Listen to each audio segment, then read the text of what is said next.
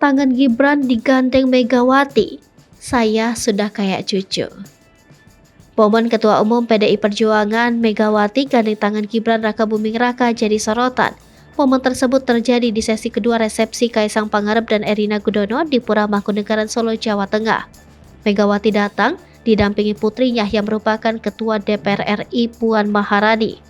Megawati dan Puan Maharani tiba di Pura Mangkunegaran pukul 19.49 dengan diantar menggunakan mobil bagi. Ada momen di mana Megawati dan putra sulung Presiden Joko Widodo, Gibran Rakabuming Raka bergandengan. Momen itu terjadi setelah sesi foto bersama pengantin bersama Kaisang dan Erina. Gibran bahkan menemani Megawati beranjak dari panggung pelaminan Kaisang dan Erina. Gibran mengaku bahwa dirinya yang menggandeng tangan Megawati lebih dahulu. Selain Megawati, hadir juga Presiden ke-6 Republik Indonesia Susilo Bambang Yudhoyono.